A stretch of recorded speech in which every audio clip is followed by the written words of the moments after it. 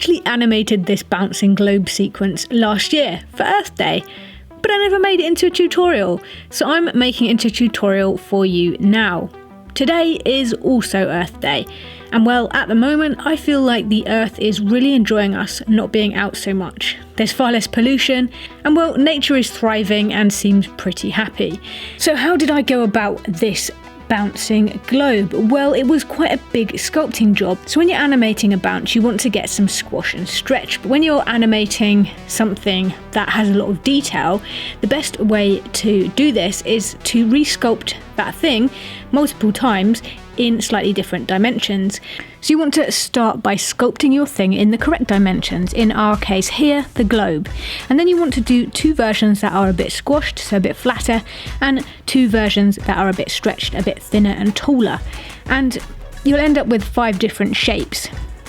Now it can take a little bit of practice, a bit of patience to get this right, but you basically want to use your observational skills, look at the shapes on your original object, and then just exaggerate the dimensions either upwards or outwards. Luckily for you, I'm a bit of a hoarder, so I actually have the original sculpts from a year ago that I used in this tutorial, and as you can see, they've survived really well, which shows you that if you do store your plasticine well, then you can reuse it again even a year later. So how did I approach my bounce in Dragon Frame? Well, I set things up on a table, so I was shooting from above aerial view, and this meant that I didn't need any rigs because I was filming the bounce from above and the bounce was happening on the table, so the table was the background in my shot. If you're just starting out and you're learning animation, this can be a really good way to get good at timings because you're not having to worry about the actual physics so much. You're not having to keep things up in the air and you're not having to do rig removal. You're just filming things flat on a table, but you're still having to think about the spacings and getting those timings right.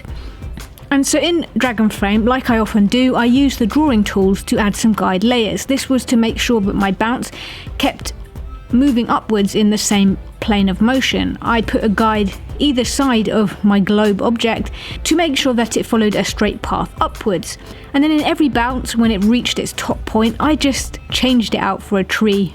I sculpted 5 different trees, so you see 5 different bounces. I just thought this would be fun. I've done it before with other things, and doing something like this is just a nice sculpting exercise, and it's also just generally good practice. I hope you enjoyed this. Do try and make your own bounce as well, and make sure to link me up if you do. Thank you very much for watching. Don't forget to like, comment and subscribe, and I'll catch you again in the next video.